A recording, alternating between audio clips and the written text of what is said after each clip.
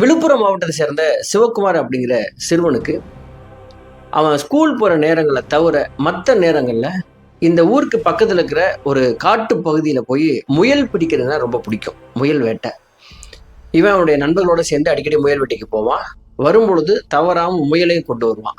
அப்படி ஒரு நாள் ஞாயிற்றுக்கிழமை முயல் வேட்டைக்காக போனவன் வீடு திரும்பவே இல்லை. முயல் வேட்டைக்கு போனவன 2 பெண்களும் ஒரு ஆணும் சேர்ந்து கொலை பண்ணியிருக்காங்க. யார் இந்த 2 பெண்கள், ஏன் இந்த கொலையை அவங்க செஞ்சாங்க அப்படின்னு போலீஸ் கண்டுபிடிச்ச போது விழுப்புரம் மாவட்டமே அதிர்ச்சியில உறைஞ்சி தான் போனது.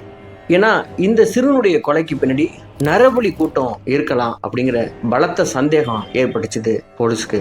அது மட்டும் இல்லாம அது காட்டுப்பகுதி அப்படிங்கிறதுனால சமூக விரோதிகள் நிறைய அளவுக்கு அதிகமா அங்க கூடுற இடம்.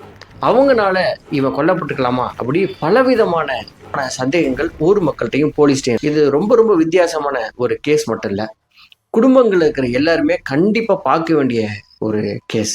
சரி, இந்த சம்பவத்துக்குள்ள போவோம். விழுப்புரம் மாவட்டத்தை சேர்ந்த உளுந்தூர்பேட்டைக்கு பக்கத்துல அயன் குஞ்சரம் அப்படின்னு சொல்லிட்டு ஒரு சின்ன கிராமம் இருக்குது. இந்த கிராமத்துல கேசவன் ஆதிபராசக்தி அப்படின்னு சொல்லிட்டு ஒரு தம்பதி. இவங்களுக்கு 3 பிள்ளைங்க. பையன் பேரு சரத்குமார், இவனுக்கு 21 வயசு. அடுத்து ஒரு பொண்ணு, இவங்க பேரு சௌந்தர்யா, இவங்களுக்கு 17 வயசு. அடுத்து ஒரு பையன் பேரு சிவகுமார், இவனுக்கு 15 வயசு. இந்த சரத்குமார் மூத்த பையனும் அடுத்து சௌந்தர்யா இந்த தங்கச்சி, இவங்க 2 பேரும் படிப்பு பாதியிலேயே விட்டுட்டு இவங்க கரும்பு வெட்டுற வேலைக்கு தினக்கூலிகளா போயிட்டு வர்றாங்க. கடைசி பையன் இருக்கான் இல்லையா, அந்த சிவகுமார், அவன் மட்டும் பக்கத்துல இருக்கிற ஒரு கவர்மெண்ட் ஸ்கூல்ல 10th படிச்சுட்டு இருக்கான்.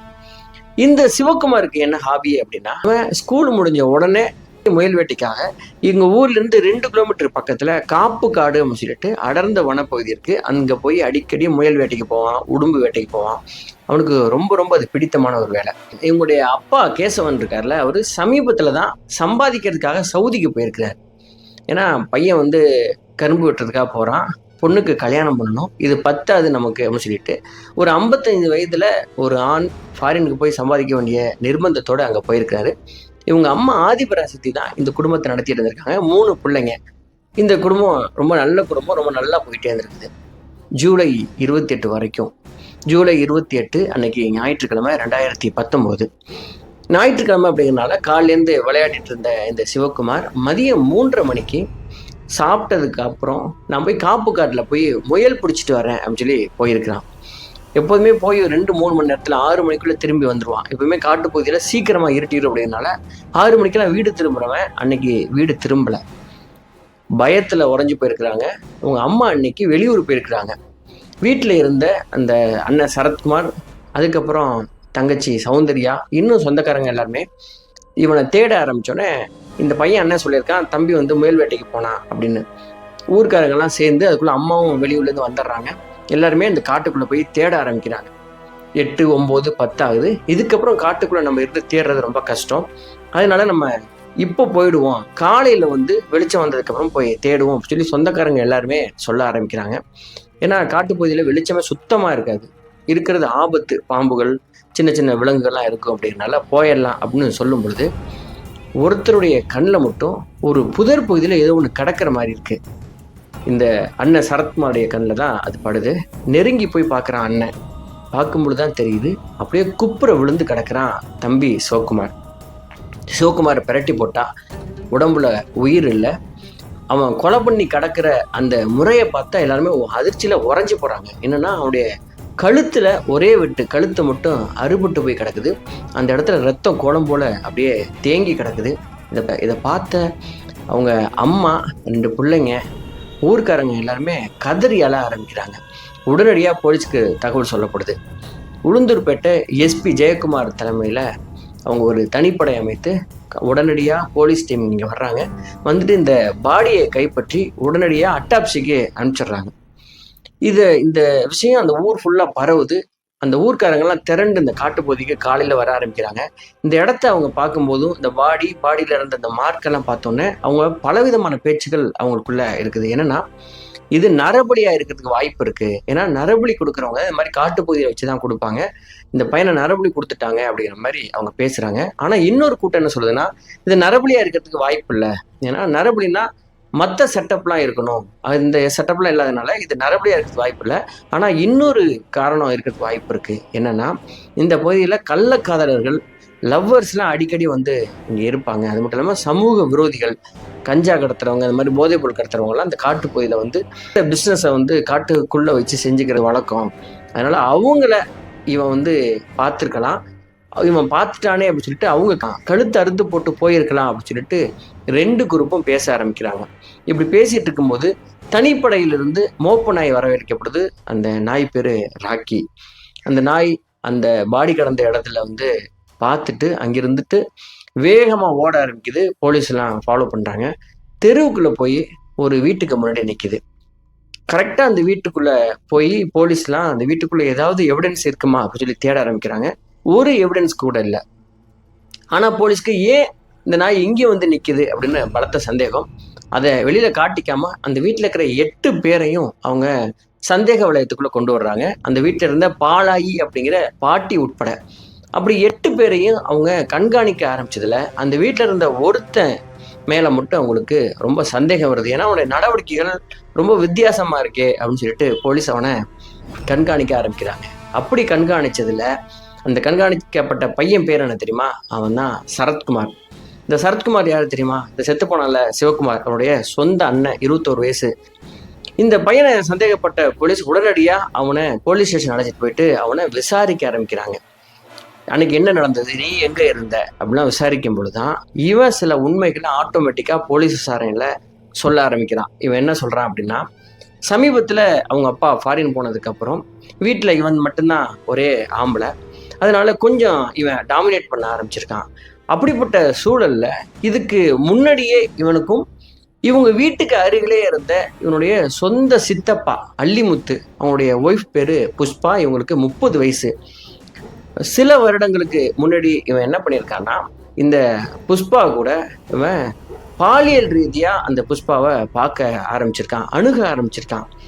இவன் இப்படி தன்னை தப்பா பார்க்கறான் அப்படின்னு தெரிஞ்ச உடனே, ஒரு அம்மா தானே அவங்க சித்தி, பையன் தன்னை அப்படி தப்பா பார்க்கறான் அப்படின்னு தெரிஞ்ச உடனே அவங்க விளக்கமாத்து எடுத்து வெளுத்திருந்தாங்கன்னா இவ்வளோ பெரிய அசிங்கம் இன்னைக்கு வந்து சேர்ந்திருக்காது, அந்த குடும்பத்துக்கு உயிரிழப்பு ஏற்பட்டிருக்காது. ஆனா அந்த அம்மா ஆரம்பத்துல கண்டிச்சவங்க அதுக்கப்புறம் இந்த பையனை அவங்க அந்த மாதிரி அவங்களும் பார்க்க ஆரம்பிச்சிருக்காங்க. இந்த 2 பேரும் அம்மா பையன் தவறான உறவுக்குள்ள போய் சில மாதங்களா இவங்க அதை யாருக்கும் தெரியாம மறைச்சு கண்டினியூ பண்ணிட்டே இருந்திருக்காங்க. இருட்டுக்குள்ள பண்ற எல்லா தவறுகளும் ஏதோ ஒரு நாள் வெளிச்சத்துக்கு வரும் அப்படின்னு எல்லாருக்குமே தெரியும் இல்லையா? அப்படி இவங்களுடைய உறவு இப்படி இவங்க தனிமையில தவறா இருக்கும் பொழுது சொந்த தங்கச்சி சௌந்தர்யா அதை ஒரு நாள் பார்க்க நேர்ந்திருக்கிறது. அப்போ அந்த பொண்ணு பயங்கர ஷாக்கு. ஏன்னா அண்ணன் சொந்த சித்தி கூட தப்பா இருக்கான் அப்படின்னு அவங்க பார்த்துட்டு அழுதுருக்காங்க. இவன் போய் அந்த பொண்ணுகிட்ட, தங்கச்சி கிட்ட, நீ இதை யார்ட்டாவது சொன்னீங்கன்னா அவனை கொலை பண்ணிடுவேன், நான் எவ்வளோ மோசமானவன் தெரியுமா சொல்லி பயங்கரமா மிரட்டியிருக்கான். அந்த பொண்ணு பயத்தில் அப்படியே உறைஞ்சி போய் யார்கிட்ட சொல்லாமல் இருந்திருக்காங்க, சொந்த அம்மா கிட்ட சொல்லாமல் இருந்திருக்காங்க.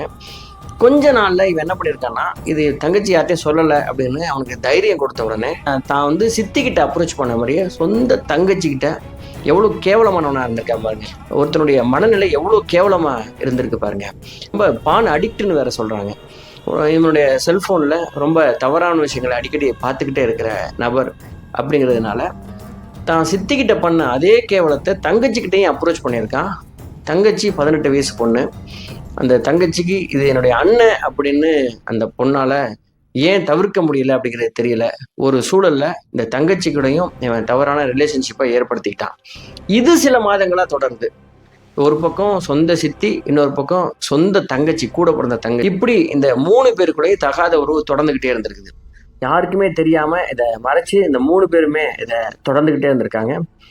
சில மாதங்களுக்கு அப்புறம் ஜூலை 28, 2019 அன்னைக்கு ஞாயிற்றுக்கிழமை அவங்க அம்மா ஆதிபராசக்தி வெளியூருக்கு போயிருக்காங்க. பையன் விளையாடுறதுக்காக, அதாவது சிவகுமார் கடைசி பையன், இவன் விளையாடுறதுக்காக வெளியில போயிட்டான். தனிமையில அவனுக்கு சந்தர்ப்பம் கிடைச்சிருக்குது. அந்த சரத்குமாருக்கும் சௌந்தர்யாவுக்கும் சொந்த வீட்டுல இவங்க 2 பேரும் தனிமையில இருந்திருக்கிறாங்க. ரொம்ப தவறா இருந்திருக்காங்க. அப்படி இருக்கும்பொழுது திடீர்னு விளையாட போன தம்பி வீட்டுக்குள்ள வந்து அண்ணனும் அக்காவும் இப்படி தப்பா இருக்கிறத கண்ணால பார்த்துருக்கான். பார்த்து அவன் ஒரு 10வது படிக்கிற பையன். அவனுக்கு விஷயம் புரியும் இல்லையா? அவன் பயங்கர ஷாக்கு. அண்ணனை கூப்பிட்டு கண்டிச்சிருக்கான், அக்காவையும் திட்டியிருக்கான். உடனே அண்ணன் வந்து நான் தப்பு பண்ணிட்டேன், நான் தெரியாம பண்ணிட்டேன் அப்படின்னு சொல்லிட்டு அவங்ககிட்ட கெஞ்சிருக்கான். இதை யார்ட்டையும் நீ சொல்லிடாத, நான் எதுவுமே பண்ண மாட்டேன் அப்படின்னு அந்த அக்காவும் கெஞ்சிருக்காங்க. ஒரு 10வது படிக்கிற பையன் எப்படி இதை டைஜஸ்ட் பண்ணியிருப்பான் இந்த விஷயத்த? அவனால சமாதானம் ஆக முடியலையா? இதுக்கப்புறம் இந்த தப்பை நீங்க பண்ணக்கூடாது, நான் இதை யார்ட்டையும் சொல்ல மாட்டேன், இதோட விட்டுருங்க அப்படின்னு சொல்லிட்டு அவன் கண்டிச்சிருக்கான். அவன் கண்டிச்சதுக்கு அப்புறம் இந்த சரத்குமாரும் சௌந்தர்யா அது மட்டும் இல்லாம புஷ்பாவும் சேர்ந்து என்ன பேசியிருக்காங்கன்னா, இந்த பையன் சின்ன பையன், இவன் யார்கிட்டயாவது சொல்லிடுவான், அவங்க அம்மா கிட்ட சொல்லிடுவான், அதனால நம்ம இதை நிப்பாட்டுறதுக்கு வேற ஏதாவது பண்ணணும் அப்படின்னு சொல்லி 3 பேருமே பேசியிருக்காங்க. அப்படி பேசப்பட்டதுல கடைசியா இவனை கொன்றலாம் அப்படின்னு சொல்லி ஒரு முடிவு பண்ணியிருக்காங்க. அதுக்கு அவங்க யோசிச்சு கையில் எடுத்ததுதான், இந்த பையனுக்கு முயல் வேட்டைன்னா ரொம்ப பிடிக்கும்ல, அதனால காட்டுக்கு அவனை அனுப்பலாம், அங்க வச்சு கதையை முடிக்கலாம் அப்படின்னு பிளான் பண்ணாங்க.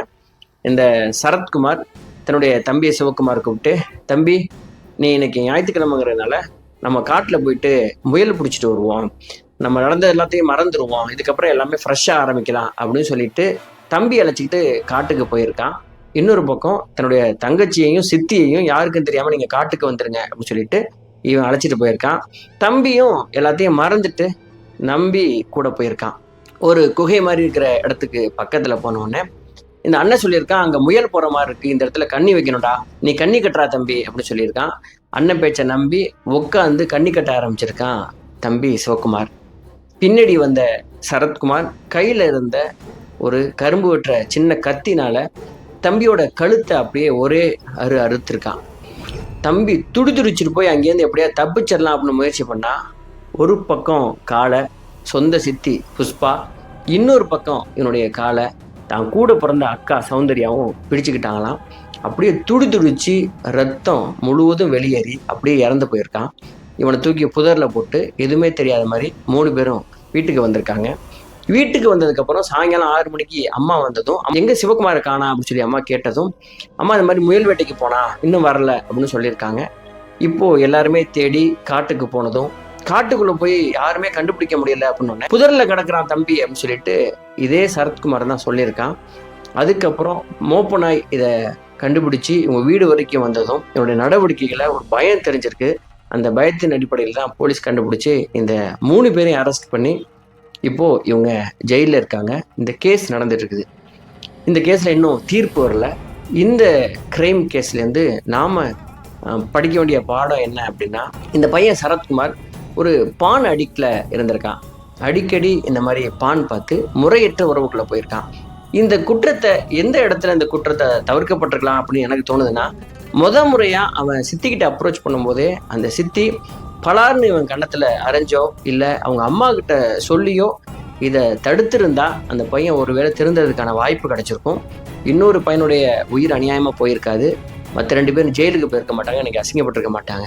அவங்க இடம் கொடுத்ததுனால இந்த பையனுக்கு ரொம்ப துளிர் விட்டு போய் சித்தியே ஒத்துக்கிட்டாங்க, தங்கச்சி ஒத்துக்க மாட்டாங்களா அப்படின்னு அடுத்த கட்டத்துக்கு முன்னேறி இருக்கான். இப்படி இந்த குற்றம் நடந்திருக்குன்னு நான் நினைக்கிறேன். சரி, இந்த குற்றத்தை பற்றி நீங்கள் என்ன நினைக்கிறீங்க? வீடுகளில் இருக்கிற இப்படி அண்ணன் தங்கச்சி உறவு வந்து எவ்வளோ ஒரு புனிதமான ஒரு உறவு. இந்த உறவு இப்படி வந்து சிதைக்கப்பட்டு போய் கிடக்குதுன்னா ஏதோ ஒரு இடத்துல நம்ம எல்லாருமே தவறுறோம். அதுக்கு நம்மளை இன்ட்யூஸ் பண்ணுறதுக்கு ஏதோ ஒரு காரணமாக இருக்குது. அது என்ன காரணம்? இப்படிப்பட்ட குற்றத்தில் ஈடுபடுறவங்களுக்கு என்ன தண்டனை கொடுத்தா இந்த சமூகம் ஓரளவாவது இப்படியான உங்கள் கருத்துக்களை கமெண்ட் பாக்ஸில் தெரியப்படுத்துங்க. இதை ஒரு எச்சரிக்கை காணொலியாக பதிவிடுறேன். வீட்டில் குழந்தைகளை வளர்க்குற பெற்றவங்க அவங்க மேலே ஒரு கண் இருக்கணும். அவங்க என்ன பண்ணுறாங்க, யார் கூட பழகுறாங்க அப்படிங்கிற விஷயத்த அப்பா அம்மா தெரிஞ்சு அதை கண்காணிச்சாங்கன்னா ஓரளவு குற்றங்களை தவிர்க்க முடியும்னு நான் நினைக்கிறேன். சரி, என்பதை நம்ம தொடர்ச்சியாக இணைந்திருப்போம். நான் உங்கள் RS ராஜா. நன்றி, வணக்கம்.